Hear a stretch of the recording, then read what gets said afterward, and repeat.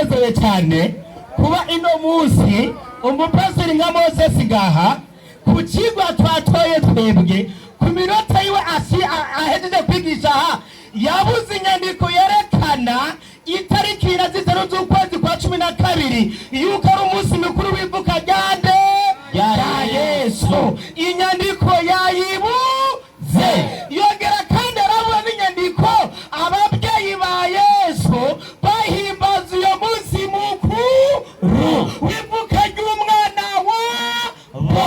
Ariko turi turakwereka ku munsi mukuru ababyeyi ba Yesu bahimbaje si Noweli. Turakwereka utandukanye na Noweli turaza kukweka ngaha kubera nibyo tujejwe nk'abarimu kabisa tubakure mu pagani bwanyu. Mwalimu Idrisa yakweretse neza impamvu mwebwe iminsi mikuru ya gipagani nuko ubukristo honyene bukomoka mu bapagani kandi bwapanzwe n'abapagani. Ashaka gukosora inyandiko yatanze mu byakoze n'umwa 10/10/2006 ashaka kwikosora. Ariko reka mbaze Dr. Gusumba wewe mbaze abadivantiste kubera mwarimu ino munsi abadivantiste n'abakristo barahimbaza Noweli. Eka urashobora kubaza ni kubera ko abadivantiste kandi abakristo badahimbaza Noweli ivuka ryande ya Yesu, ariko abagabo bagahimbaza Noweli ubwabo bonyene nibemerana kweli nibemerana ubwabo nibemerana kabisa. Ni kubera ko abadini badahimbaza umunsi mukuru w'ivuka rya Yesu mwarimu. Tubaze energy white page ya 33 ibyizigiro bihambaye. Page ya 33 ibyizigiro bihambaye kwiherezo urudome ya D urudome D ndiyo so agira ati kwiherezo ndiyo abakristo benshi ati kwiherezo fi akhiru zamani mu gihe cya nyuma abakristo benshi rabona ngani benshi ndiyo baretse urugero rw'amategeko y'idini. Urugero rw'amategeko y'idini y'Imana barayahaye umugongo bigenda gute? Baraheza bagira iki? Bagira amasezerano amwe. Baraheza bagira amasezerano amwe hagati y'idini ya Gikristo n'ubupagani. Hamwe n'iki? N'ubupagani. Iyo mpamvu abakristo na musidini arikomoka mu pagani n'iminsi mikuru yabo n'iminsi mikuru ya gipagani. Niyo mpamvu nagihamya na kimwe mu bitabo by'ijambo ry'Imana nari n'umwe y'Imana yigeze ihimbaza iminsi mikuru kubera ari iminsi mikuru ya gipagani. Barabandanya naho ariko ntibigeze babwirira imigenzo yo kubisenga, ntibigeze babwira imigenzo yo gusenga ari gukora iminsi mikuru ya gipagani. Ndiyo mugabo ibyasengwa nibyo byahindutse. Bandanya nibyo byahindutse.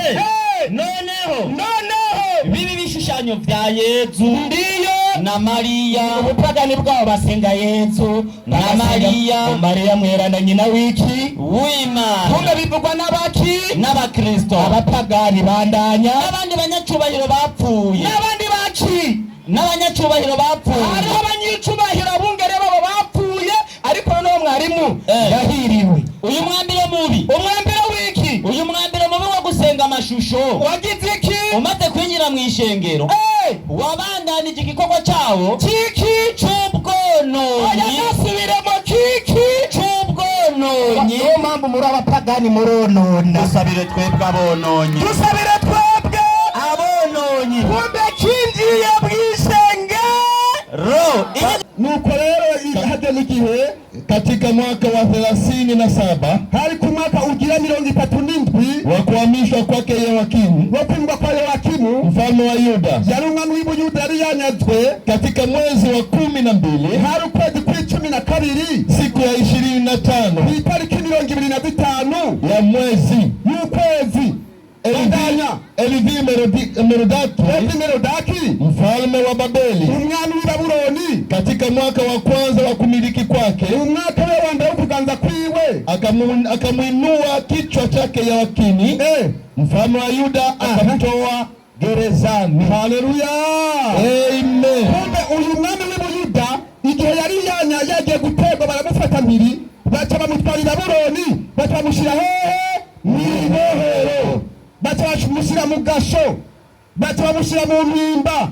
Ariko umwami yaganze i Babuloni mu kwezi kwa 12 itariki 25 yaciye mukura hehe mw'ibohero. Kumbe uyu munsi w'ukwezi kwa 12 itariki 25 ni umunsi mwiza. Kubera iki? Ni umunsi batangiye ko ikigongwe abantu bagakurwa hehe mw'ibohero. Kweli Bibiri twigisha iki? Ndiyo nyarutse nagezeyo. Wagezeyo? Noeli ni umwe mu minsi mikuru ikundwa cyane ku isi yose. Iyo minsi mikuru ngirakundwa cyane gose, kandi benshi bibaza yuko ari umunsi wo kwibuka ivuka rya Yezu. Niko benshi bibaza. Ariko Noeli irafitanye isano no gusenga kw'ikinyoma.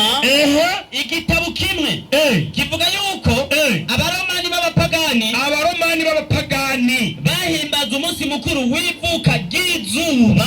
Ati bawita umunsi w'ivuka ry'izuba ego kuwa 25 Kigarama, kuwa 25 z'ukwezi kwa 10 kangahe na kabiri. Uwo n'umunsi w'ivuka ry'izuba. Nico tumuzodavuga ngo Yesu ngo n'umuco ngo yavutse, kubera hawa ari umunsi wo kuvuka kw'izuba. Ninaco gituma bahimbaza gusenga abakristo benshi baca basenga dimashe bitandukanye n'abadive. Muca musenga dimashe witwa Sunday, umunsi w'ivuka ry'izuba, yani umunsi w'izuba ariyo dimashe y'uno munsi. Ubwo n'ubupagani iyo mana yanyu yavutse itariki 25 z'ukwezi kwa 10 kangahe na kabiri. Mungu jua alizaliwa tarehe 25 mwezi wa 12. Muca muhimbaza burindwi umunsi wa dimashe Sunday wo guhimbaza Imana zuba.